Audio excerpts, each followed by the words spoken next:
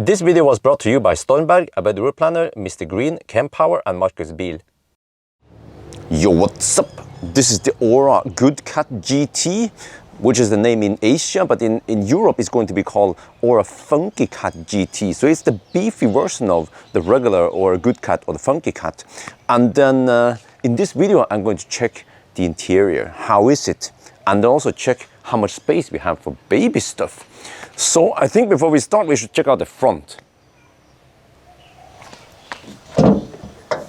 Okay, let's see. This one goes there. Look, whoa. Well, we have some leftover space. Not too much, I guess. So yeah, I think there's no space for any aftermarket frunk over here. And look, we now have motorized liftgate and kick sensor. Let's see. Wait, where is the Thai kick sensor located? I think it's supposed to be here somewhere. Wait, are you supposed to sweep? Huh? This car is getting more luxurious now. The trunk is still freaking tiny though. You see, this must be the world's smallest partial shelf. Like, wait, how do you take it out? Okay, you just have to, there. What is even the point of this partial shelf? Okay, and then under here we actually have a little lid here. I was thinking, I can free up some more space for cargo. Well, except for that, they made it hard to remove this foam. Yeah, so we just leave it there, and then let's see. Well, okay, there's some stuff here. This is a press car from Great Wall Motors. I'm just searching for the where the heck is that thing?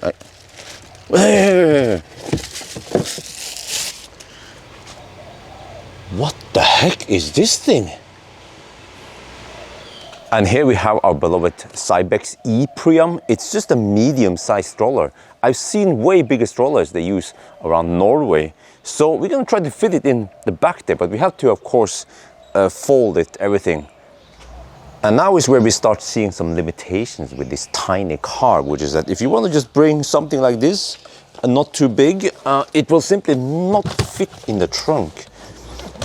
Well, actually, no, well, I can already see that this is not going to work.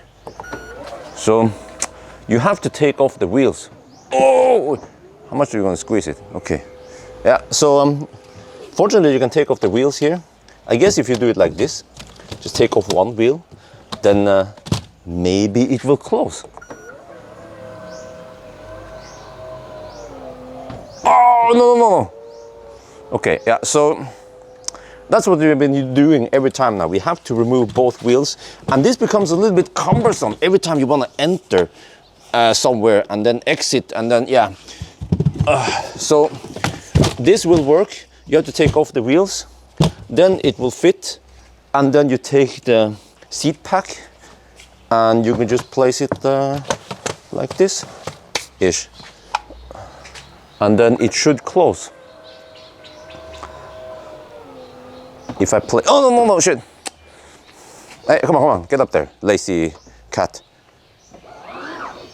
What is the cat kaput now? Okay, how is this again? It has to be in the exact position. Otherwise, okay, maybe I have to kind of take this one out of the way. It will barely fit. That's my point. It will barely fit, and this is not that big. If you have twins, forget about this car. There. Now it closes. But then the problem is that you don't have much leftover space for other luggage. Okay, now let's do the measurement here. So the trunk, how deep is your trunk? Only 60 centimeters. Oh, what about the width? 103 centimeters. Well, at least that one we have the width there, but the depth here is quite poor. And what does this even? We can't even measure here because you see, normally I can measure this height, but the seat is in the way. I guess we can measure it until this point, kind of ish. So that's 53 centimeters. That's it. What else? Yeah, loading height, which kind of matters if you need to load something heavy. 80 centimeters. So almost everything with the measurement here is just bad or wrong. Okay, so now we folded the seats, and the seat, they fold relatively flat. I guess that's good.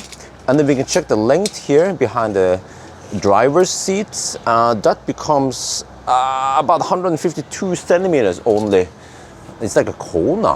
What about this one? 175 centimeters. Yeah, I think this is roughly on par with Kona.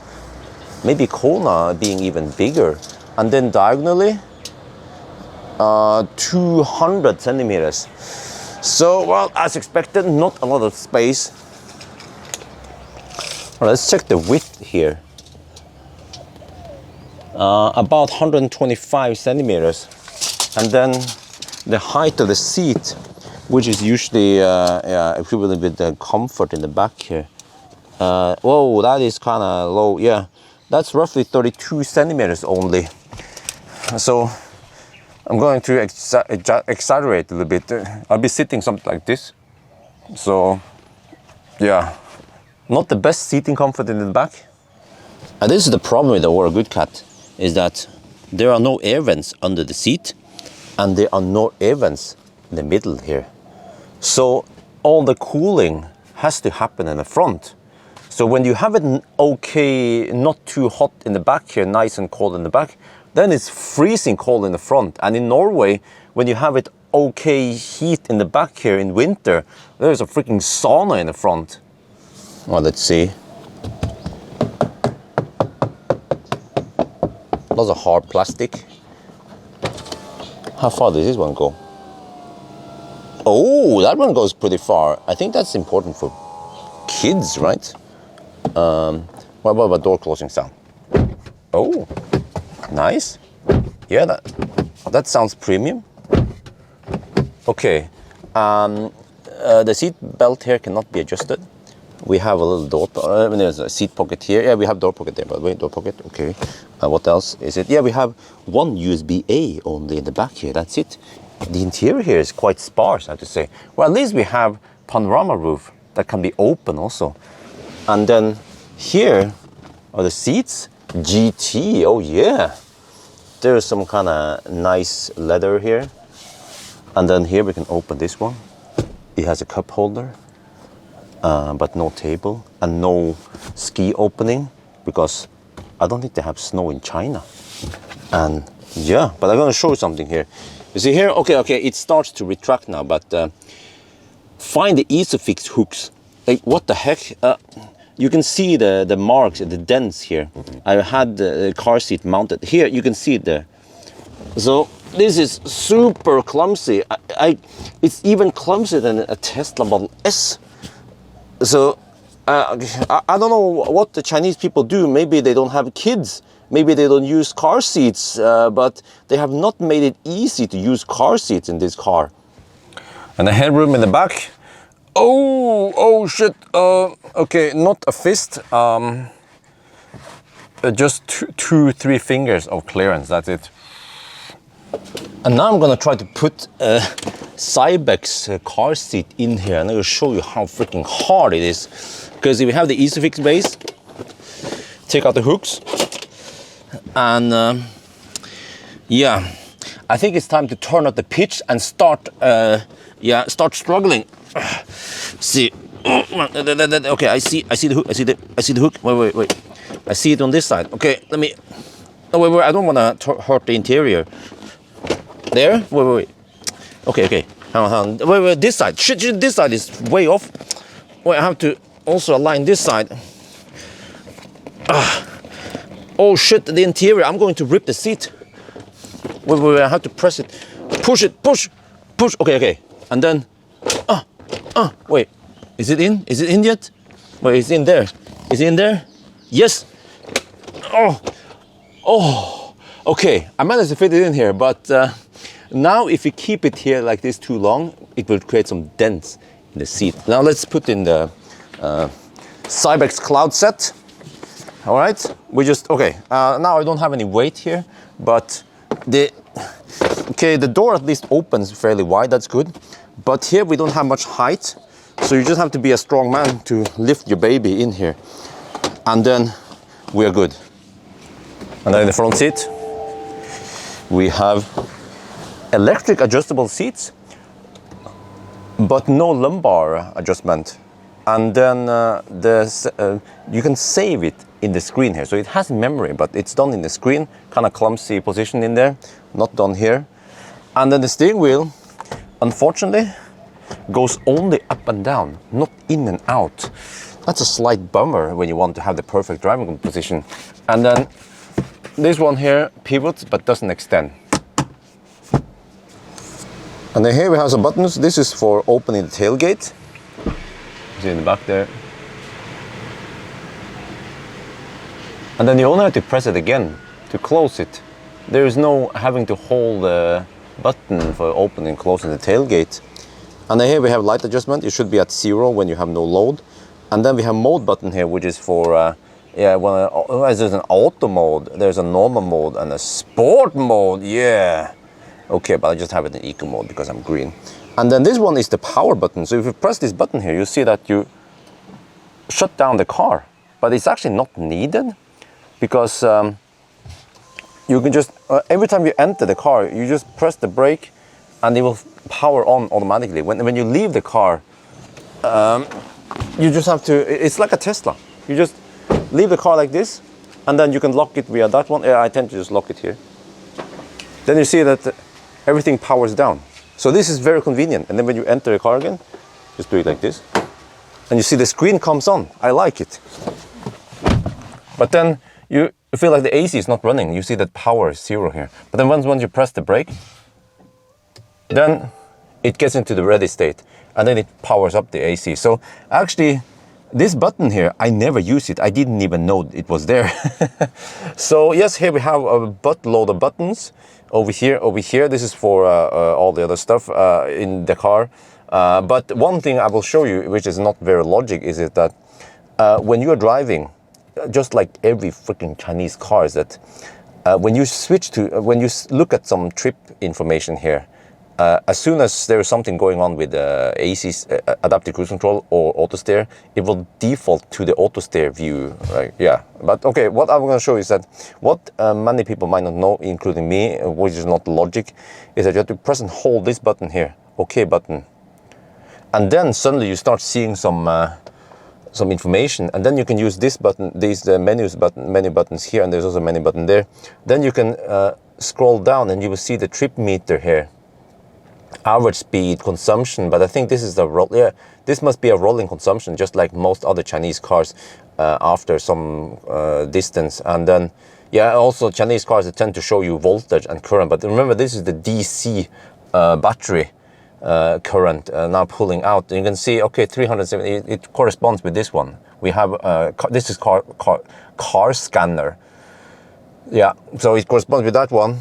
And then I can show you that you have lots of views here, and then if you use this button here, you can then cycle with other menu. But you know, when you are cycling through some of these and you're looking at some information, like I mentioned, as soon as there is some auto steer going on, you change lane, or the car loses focus on the lane, it re-enables, or you re-enable adaptive cruise control, it will default back to the auto steer menu, which is super annoying. But then also here, if you go here and there's also some settings here, overspeeds. And also one thing I don't like is that the backlight setting in the instrument cluster is done here. Here you see brightness, yeah.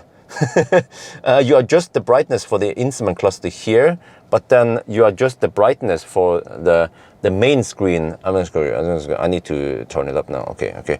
You adjust it another place. They are separate. You have to go to, I think it was settings. This is also weird because I'm right-handed, and then you have to use the left hand over here in Thailand. Go to display, and you see it. This is also weird. It says brightness mode auto or manual, but it doesn't seem to adjust very automatic. But this is only for the center screen, you see, and there is no, all the other stuff here is just for, so there is no set, you can't link them, unlike the Auto 3 that I tried. At least that one you have a pull down menu, and then you have it. Okay, my bad, you have it here also, that's good. But this one is only for the instrument cluster. but not for that. Okay, so that's a little bit clumsy. And I also show you now, if you want to go to the seat settings, you have to go to vehicle settings. Okay, and normally you'll be like, I don't know, here maybe. And then you have to go to in-car and then body. And then here you have the seat memory. So you want to save, yeah, memory successful. And then you can, I guess if you adjust a little bit, okay, and then you can press this one to recall. Yeah, so it's kind of unlogic place. And also I was looking for, wait, does this car have ventilated seats? Yes, it does have ventilated seats. You just have to press here, and then you have it here. Oh yeah, also for the passenger. So, and then, okay, it's I guess it performs like most Chinese cars. Like you have some kind of home button. Home button usually goes to navigation. Wait, it's... Ah, you have to... Oh, okay. The navigation here is set to Thai. This is also the clumsy part, is that if you see here, settings here, system, I managed to set where is it again? Where was it? I don't even remember where. Yeah, here. It's either Thai or English. This is for the instrument cluster. And then here, I can show you that there is also a separate setting here. If you scroll down a bit, like this, language, what? So you can also set it to Chinese or Thai or wait, here we have Chinese, okay.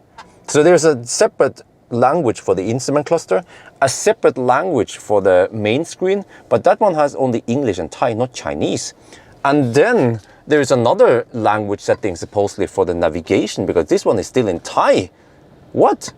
So yes, and then let me show you the rest of the interior. So we have air vents here, okay, they are just manual air vents.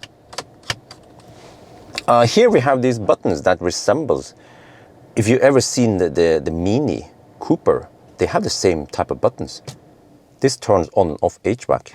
You can have it on only fans also if you turn off AC here. And then we have the defroster here and the rear defroster. So let me see, I just want to have it on like this, okay. We have the taxi parking lights here. We only have USB-A though, 2 of them, but at least we have 12-volt outlet here. This one here looks like some kind of wireless charging pad, but it actually isn't. And also, it's not rubberized or anything. If you have something there, it's going to slide around. Super annoying. But at least I think this is placed for the key, if in case the key fob is out of juice. And then we have 2 cup holders here, just Asian size cups. And interesting, it says that don't put any cups there, only bottles. Huh? Okay. What's going to happen if you put some cups there then? All right. And here's a 360 camera. Well, as soon as you enable reverse and then you go forward, then you're in the 360 camera mode.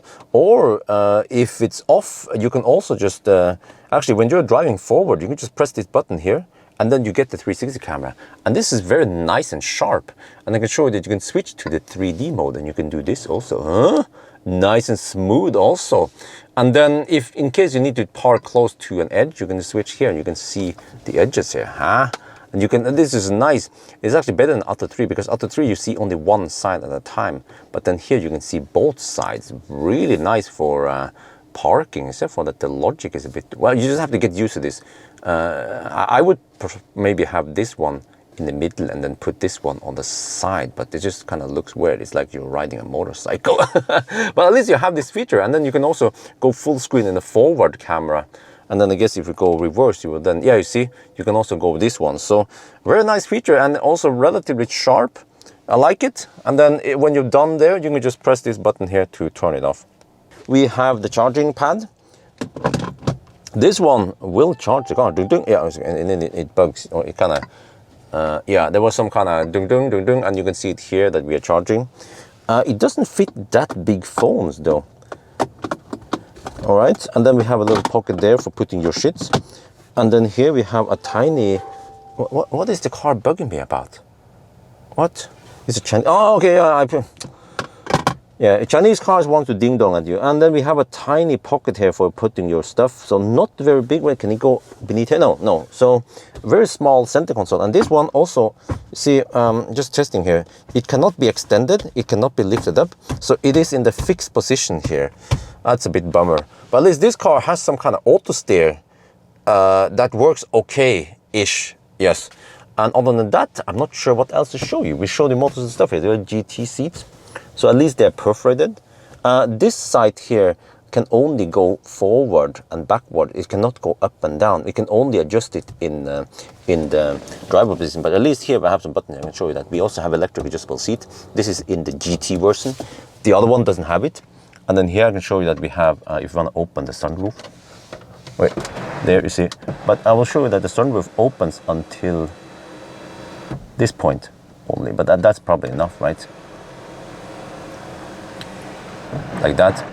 And one thing we also need to check is the headroom here. How is the headroom? That's not much at all. You see, the problem is that here you will be sitting like this. You don't sit like this, right? So when you sit like this, then you don't have one fist of headroom. You have just four fingers, well, almost a fist. And I'm still 173 centimeters. But this one is nice. You have USB port there for hooking up a dash cam somewhere. And look at this one. The small details. This is a magnet. Looks like a cat. And then you do this. And then you get actually a very nice mirror here with some lights. Sunglass holder here. We have handles on all positions except for the drivers. Right, here you guys have it. The Ora Pussycat, yes. And then how good is it? Well, as a family car, it's not that great. And then interior-wise, also not that great compared to BYD Atto 3. So what is good with this car then? Well, I guess it's because it's compact and not everyone needs a big car. And then not everyone needs nice interior with the guitar like in the Atto 3. And then this one at least has a good ride.